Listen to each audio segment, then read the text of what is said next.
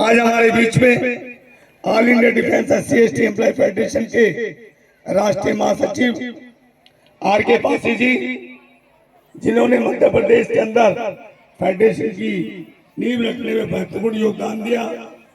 इस समय पूरे देश के अंदर मध्य प्रदेश की पताका डिफेंस सेक्टर में फहराने वाले भाई प्यारेलाल दिवाकर जी, जो हमारे प्रदेश अध्यक्ष हैं, और साथियों, बाबा साहब अम्बेडकर के ज्ञान के बारे में जितना बोला जाए वो कमी, और अभी बता दिया गया। नैतिकताएं क्या थी उसके बारे में भी चर्चा हो गई।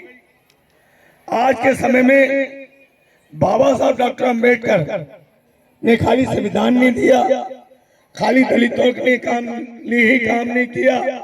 हमारे बीच में माता बहनें बैठी हैं, इनको इतिहास में कभी भी सम्मान नहीं मिलता था, इनको पांव की जूती समझा जाता था।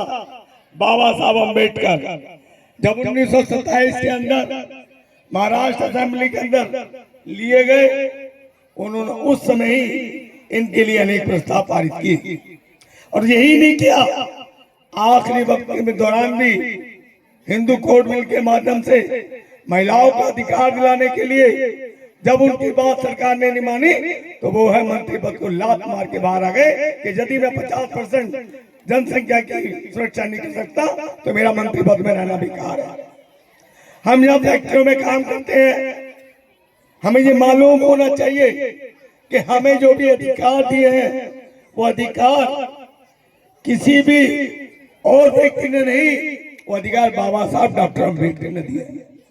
चाहे आपका लीव का अवकाश हो, चाहे आपके 8 घंटे के काम हो, चाहे आपका बोनस हो, या आपकी पढ़ाई के लिए विदेशों में भेजने का काम हो, सारे ट्रेड यूनियन राइट्स, सारी चीजें जो दी हैं बाबा साहब डॉक्टर अम्बेडकर ने ही हमको दिए संविधान के अलावा।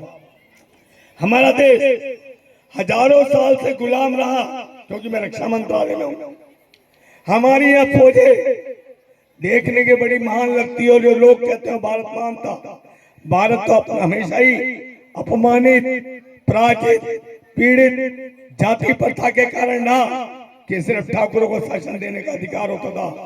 बाबा साहब अम्बेडकर जब 1942 के अंदर भारत सरकार के रक्षा सचिव बने, उन्होंने फौजों का मॉडर्नाइजेशन किया।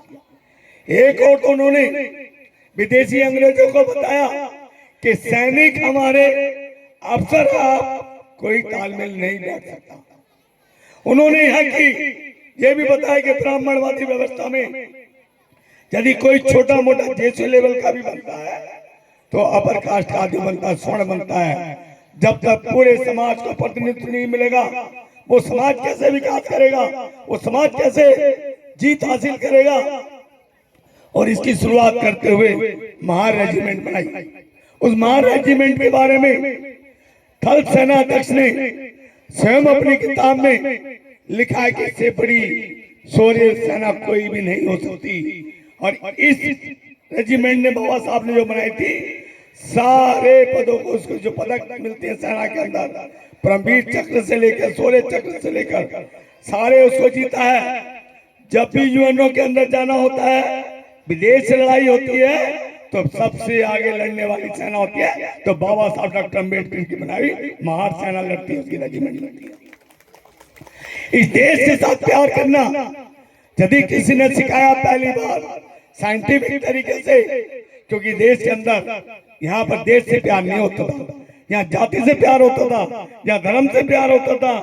देश को एक बनाने का काम किसी व्यक्ति ने किया है। किसी ने कहा कि मैं पहले भारतीय हूँ, मैं अंत में भी भारतीय हूँ, बीच में भी भारतीय हूँ, तो बाबा साहब डॉक्टर अम्बेडकर है, कोई और नहीं था। आज हमें इन चीजों को लेना पड़ेगा। जो लोग बाबा साहब को नहीं समझते हैं, अपने समाज के अलावा दूसरे लोगों को भी समझाना पड़ेगा कि आज आपके ये लाइटिंग सिस्टम है, इसका ग्रिड सिस्टम किसने बनाया कि आपकी बिजली को स्टोर किया जा सके, तो वो बाबा साहब डॉक्टर अम्बेडकर ही थे। इस देश की नीति में लिखा हुआ है कि देश की जल नीति, जो जल हमारे यहाँ पहुंचता है, जो टैंकर बनता है, इसकी सारे सिस्टम को पहली बार किसने लागू करवाया, तो बाबा साहब डॉक्टर अम्बेडकर ने कराया। और इस तरह से करके देश की नींव रखी। बड़ी परियोजनाओं से लेकर बहुत उद्देश्य योजना बनाई, बहुत सारे काम किए। इस देश के अंदर जितने भी काम जवाहरलाल नेहरू जी को कहा जाता है कि मॉडर्न भारत का निर्माता, यदि उसकी शुरुआत किसी ने की, इसके पीछे एक किसी लिख के और पूरी कार्य योजना बनाई, तो 1942 से ही बाबा साहब डॉक्टर अम्बेडकर ने बनानी शुरू कर दी। उसी नींव के ऊपर नेहरू चले, उसी नींव के अंदर इंदिरा गांधी चली।